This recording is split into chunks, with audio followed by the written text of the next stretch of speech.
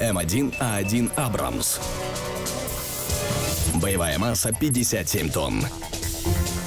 Экипаж 4 человека. Оснащен 120-мм гладкоствольной пушкой М256. Двигатель газотурбинный, 1500 лошадиных сил. «Абрамс» создавался как основной боевой танк для американской армии. После провала проекта МБТ-70 именно он должен был заменить машины серии М60. Всемирная слава пришла к «Абрамсу» во время операции «Буря в пустыне». Он был признан одним из лучших основных боевых танков. И это звание он носит уже более 20 лет.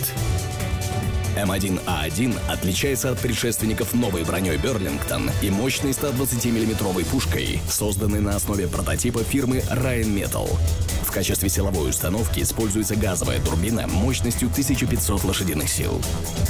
В Armored Warfare М1А1 «Абрамс» — это основной боевой танк 8-го уровня.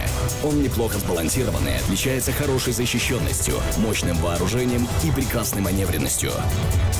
Дополнительно он может оснащаться комплексом активной защиты и броней ТАСК. Единственный недостаток танка — низкий показатель незаметности.